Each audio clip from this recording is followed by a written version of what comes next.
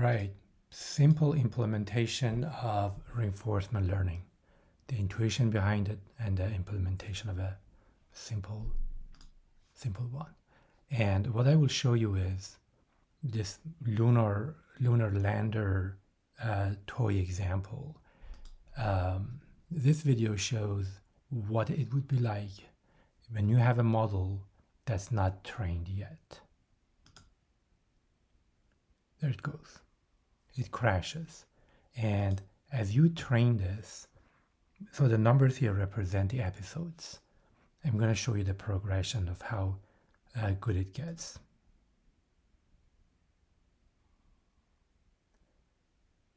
The red dots are the actions that you can take, and they represent the thrust of the engine at different directions. See, it crashed again. It's supposed to land between these two flags at a gentle speed. So we looked at 0, 99, 199.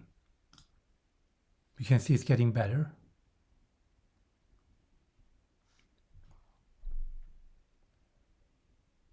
Not quite. Let's go to 300 episodes.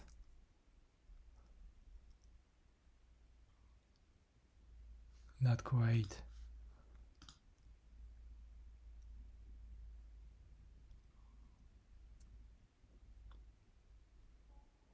It has learned about the penalties of crashing, but it hasn't learned about not too bad. It takes some time for it to learn about the rewards of landing gently. So now 500. Slow down. 600. Okay, this is the last one, I promise. Nice. All right, so I'm gonna walk you through the code of how you can create and train a model that does something like this. And I think the common denominator of the reinforcement learning applications is when the reward or the correct action or the correct outcome is not immediate. If you think about the classic examples of spam versus not spam emails, like the classical supervised learning use case, well, there's an immediate correct answer to whether this email is spam or not. So you can build a model that make predictions. With reinforcement learning, there is some delay. So there are course of actions that you take, and eventually it may be the right decision or not. Like in this case, at every moment, you're deciding which of the four thrusts or actions to take.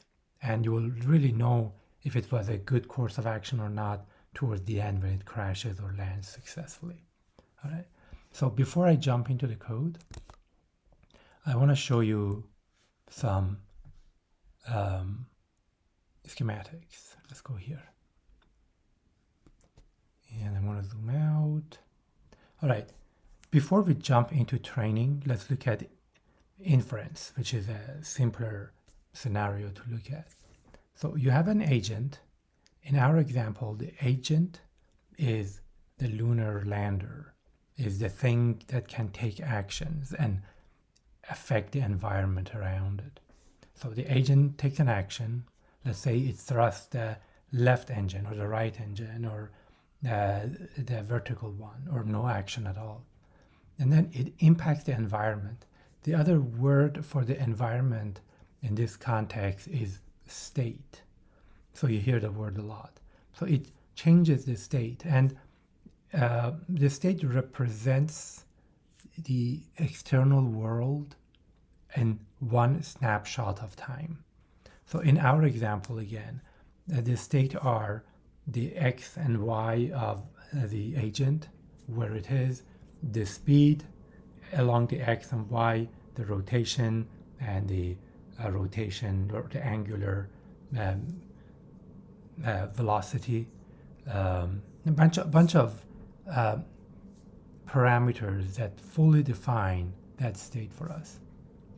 All right. Now, you have a model. Again, this is a time of inference, so the model is not being trained right now. The model receives this state as the input. It says, hey, this lunar lander is in this very particular position right now, and if there are any other parameters about the state, that would be there as well.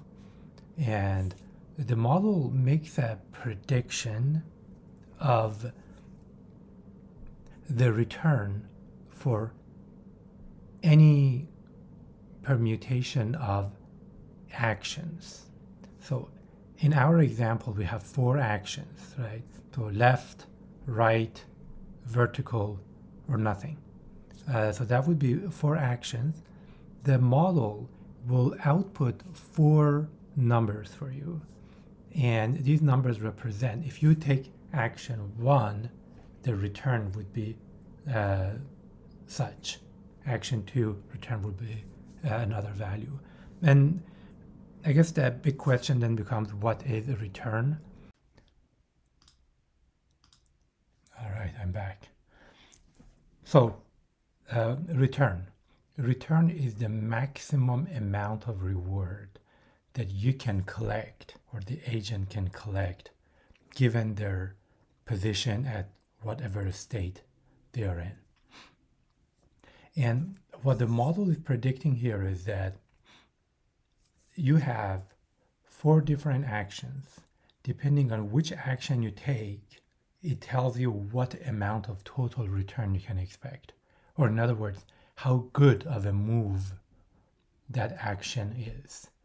And then the next step here, choose an action. Here, well, obviously, intuitively, you would think you look at the return for each of the available actions that I can take, and I pick the one that maximizes the return. And that is pretty much what you would do, except that often you want to take random steps as well. You want to explore. The analogy or the wording that is used here is exploit versus explore. And I think that's a really cool idea because it applies in life as well, where you go to grocery stores, pretty much pick the same items every time. And that's good because you have tried them before, you know how the food will turn out. But once in a while, you probably want to randomly get something you haven't tried before as well. Otherwise, you would miss out on other things that are available in the world. Same idea here. You want the agent to explore once in a while too. Now, you take the action. You decide on the action. The agent takes the action, and then that changes the state. And this loop continues. So that is the inference. Now I'm going to talk about training the model. Again, just to reiterate, the input to the model is the state of the world at a particular moment in time. The output is the expected return, or a measure of how good a move is for each of the action options that you got, right? So that based on that, you can make a decision. All right, let's look at the training. A little more involved, obviously. All right, let me zoom out. I want to start by saying that the training is really just a supervised learning algorithm. And I will show you the model. This is just supervised learning. What makes it reinforcement learning is essentially how you obtain your training data. But again, as far as the model itself goes, it's just another supervised learning model. All right, so let's look at this. Part of this hopefully looks familiar, the loop of agent impacting the state being fed into the model. Model predicts the return for any of the actions that you can take. Based on that, you pick an action and the agent act on it, and this loop continues.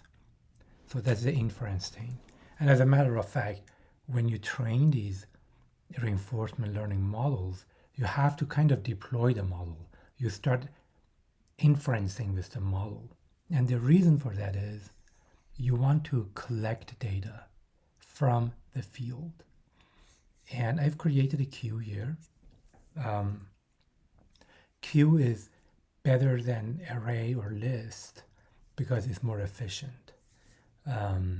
Otherwise, there isn't anything in the queue itself that makes it a have to or a necessary part of this. You want a bucket where you can store experiences at each turn of the loop.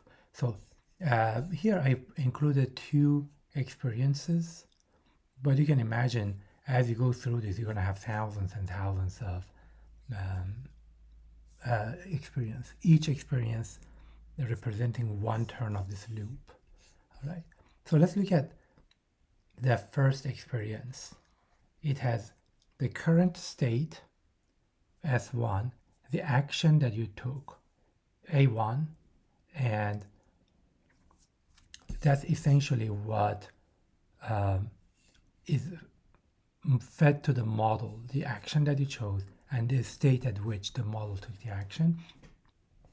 You do that, what comes out of it is a new state that you call state 2. There is a certain reward that you get for being in state 2. In reinforcement learning, at each state, there is some amount of reward. And remember, return is the sum of all these rewards that you can optimally accumulate. And done, this is a Boolean flag to say, have you reached a terminal state? For example, if the Lunar Lander has crashed on the ground, that's a terminal state. Likewise, if it lands gently on the platform, again, that would also be a terminal state. And you want to have, you want to take a record of this done field for the calculation of loss that I will talk about later. Now, if you look at this training interval, what I'm trying to convey here is that the loop from state to model, and so on and so forth, continues, but once in a while, maybe once every 1,000 steps, you train the model. So model training is done periodically during the inference or during the data collection. And here it says, well, if you arrived at the interval where you want to train the model, here's what you would do. You go get batches of data from the queue. You get random batches, say row 1, 5, 12, whatever. And again, each data point in that queue represents one moment in time. The state that it was in, the action that was taken, the new state that the agent faced after taking the action, the reward it received, and whether it was a terminal state or not, right? And now, you might decide to do multiple batches of sampling from the queue and train the model with. Here, you're going to actually have 2 replicas of the model. These 2 are initially the same, and at each interval, they will be aligned again, but there will be times when they deviate, and I will talk about that. So imagine we're looking only at row number 1. In other words, your batch size is 1 and it just happens to be this. You feed state number 1 to the model, and the model predicts a return for all different actions that it can take. But you also send state 2 to the model. Again, now for time being, imagine these 2 are exactly the same. They are a clone of each other, right? And target model, it will give you a return for state number 2 for all available actions. The model, they call it policy model as well. It gives you return for different action given state 1. Now, here comes the calculation of loss. The thing that you want to compare, the two values that you want to compare, and you want to minimize the loss of that, is the following. From the policy model, you pick the return the model predicted for action that it took, like A1, right? That's the value. The model says, if you take action 1, this is the amount of return that you can expect. Well, in the new state, the state 2, you ran it through the model gave you the return for different actions. Look at the max of that, and that plus the reward that it received when it got to S2 becomes the true return value should you take A1 at S1, right? So the difference between the two is a measure of error. So you can formulate your loss as a mean squared error of these two terms.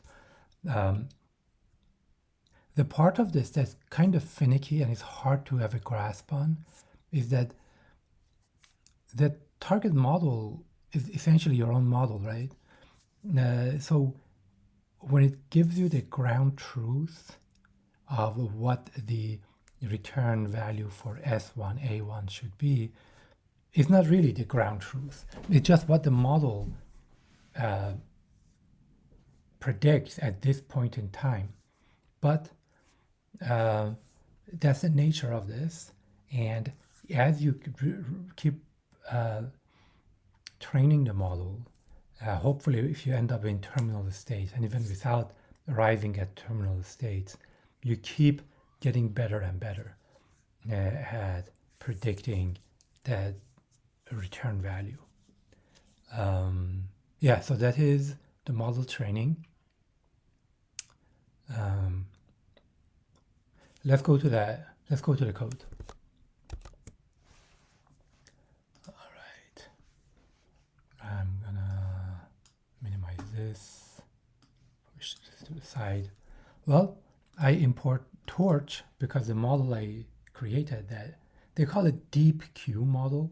Deep because you're using deep learning, Q because for whatever reason historically the return value, especially the maximal return that you can expect at a state, they refer to it as Q. All right. So, all right. Oh, the big one here is the Gymnasium library. This is an open source library by OpenAI.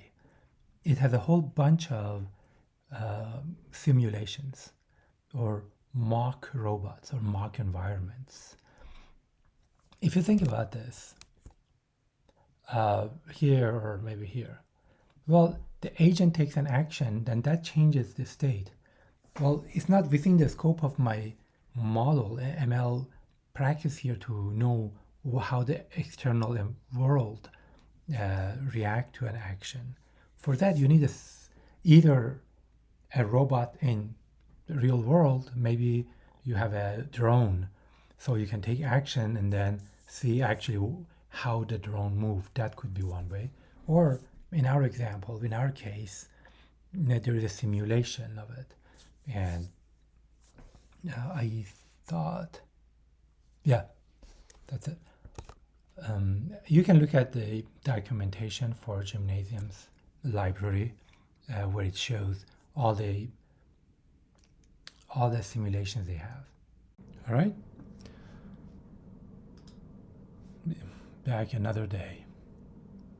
So we import libraries. You can create an environment with this method, with the make method of Gym. If you want a different simulation, then you just put a different string here. And this is a rendering of it. That's where the lander starts. The state size and the number of actions, these are attributes of this environment that you just created, the gym environment. If you remember, there are 8 parameters or 8 dimensions in the state, and that defines the position and the speed of the lander. The number of action are 4, like left, right, vertical, and no action. And you can see that information printed here. And that's how you can access that those attributes. Here I've reset the environment to start from beginning, and you can see the current state that consists of 8 elements. These are x, y's, and the rates of change. I have a couple of helper functions. I borrowed them from Andrew Nay's tutorials. All right, so I go through a loop to complete a landing, and in that loop, it uses the model, and let me show you where that happens here. It uses the model to obtain the Q values, or the amount of returns for different actions it can take at the current state. And then it decides which action to take based on which Q value is the maximal. In other words, it takes the action that gives the maximum return. And once you have decided on that action, you take a step on that environment with the action that you decided on. And that brings it into a new state. So the state keeps updated like that. And the rest of the code essentially creates a video rendering of this and store it here, like I showed before. Right? So a key method in this environment is this step, which I have illustrated here. Let's say I'm saying that just for illustration, take action number 1, and then you take that action. What it returns to you is a new state, the reward in that new state, whether the landing is completed at a terminal state, and whether it truncated, meaning that it didn't arrive at terminal state, but for other reason it stopped running. And it's been printed here. Now the fun part, which is the model. The model actually is very simple. And again, just to reiterate, this is a supervised learning regression model. So you have an input layer that has a size of 8 because your state size is 8, right? So the input to the model are going to be 8 values corresponding to a state in a moment in time. And then we just here decided that we're going to have some intermediate layer of size 64, another one size 64 input, and 4 output. 4 is the number of actions. Again, what we're trying to do here is that the model takes the current state as input, and then for any of the action options that you got, it returns a Q value. It returns a maximal return value should you take that action. And then that's why the output layer has 4 elements. The forward pass, nothing really worthy of mention. So I create an instance of that model, and I call it the policy model, right? And the optimizer is Atom optimizer, not much to say there. The loss function is the square of the difference between the return value the model predicted and the actual return value. And again, that actual return value is not 100% ground truth, but it's a step towards that direction. I'm gonna bring back this. We are at this point right now. So this is a policy model, and I'm defining the loss function as the mean squared error of these two. Right, that's where we are.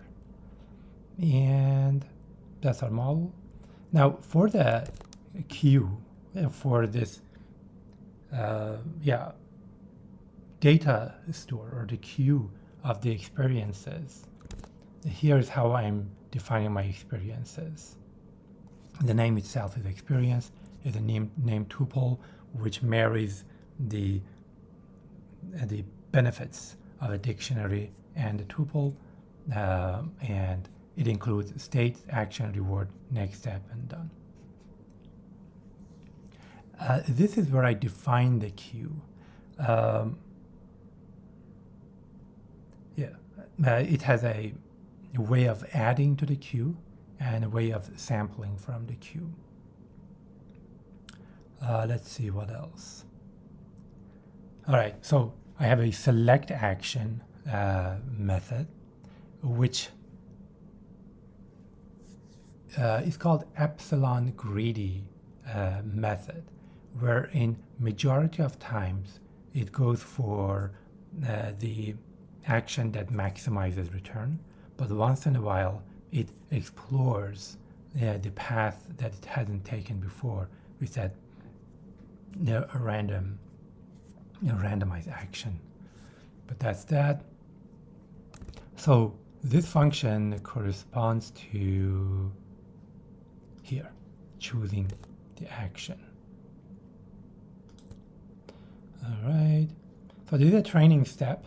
We will come back to this. That's a critical component of it. But let me show you the training loop. So episode is similar to epoch, not the same but similar. It's a trip of this lander from this initial state into a terminal state. And so in each episode you start, reset the environment, and you're saying while the lander hasn't reached the terminal state, select an action, which is what I just described. Use the model to determine the return values, and based on chance, either decide the action that maximizes the return or pick a random action. Then you take this step, and then you store that experience in the queue for the purpose of model training. You update the states, becoming a new state, and once in a while you will train the model, and that corresponds to here, right? So you've been filling up this queue, and at certain intervals, when you feel like you have enough data, you're gonna call this training, and that's exactly what I'm doing here. At this step, you're gonna train the model. All right, so let's look at the training step, what that entails, because that's really the heart of this. You take a batch of samples from the queue, and again, this is really just a supervised learning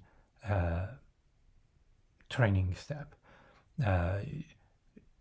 You're creating a mini batch of random samples, and you extract the states, the actions, the reward, the next step, and done from these experience data constructs. Now, you get the model's prediction in the state, and that becomes current queue values. And you have a target model, which I think I didn't talk about yet, but target model is really a clone of the policy model. Maybe I skipped through that piece of code, but it's there. Now, what you do here is that the current queue value says, if you take either of the 4 available actions, this is what I expect the maximal return to be. Well, you know what the next step, you know what the next state was because you stored it in that experience. They'll feed it to the model and see what would have been the maximum return value had you taken that step. And then you compare, here it is in the loss function, you compare what the model predicted at state 1 and what the actual return was at state 2. The actual return at state 2 is the reward plus discount factor times the next Q value that you obtained from the target model. And then you just do the backward pass. You update the gradients and then take a step in that direction. That is the model training. And this is the neat part. Here I'm accumulating the reward throughout the episode. So from the moment the episode starts, at every state, I look at the reward I accumulated. And the idea here is that the better the model is trained, the more positively the reward accumulates over time. All right, the epsilon is the probability that the next step would be by chance as opposed to by maximizing return. And at the beginning, you want to take a lot of steps by chance and a lot of random actions because you haven't explored yet. And anyways, your confidence in what step to take is very low. So it wouldn't make sense to rely too heavily on what you think is the best step. But as episodes continue, you can see that the rewards are getting better. It goes all the way to positive territory, and we end at about 250 or whatever. And also you can see the epsilon, which was the possibility, the likelihood of taking an action by chance drops. You're getting more confident about the model's predictions, and also you feel like you have explored the environment more fully, so there is less need for exploration, and epsilon drops accordingly. And this plot shows you the accumulated rewards as a function of episodes. Initially it was negative and becomes positive. You can see there's still a lot of randomness, even though these are all averages, each data point. And I think that speaks to the randomness and instability of reinforcement learning models. But nevertheless, it's trending positive. All right? So that's what I had. In summary, what I want to highlight here is reinforcement learning is essentially a supervised learning algorithm or method with very tumultuous data preparation and design. With supervised learning, the definition of the problem statement is not that complicated. You really just need labels, positive, negative, or some numbers. With reinforcement learning, you need to define the rewards. You need to define your state and the actions. And that could get really complicated, I think. And on top of that, you have this learning process that relies on the model's predictions as target values or as ground truth. And I think that's where a lot of these instabilities will come from. But yeah, that's what reinforcement learning.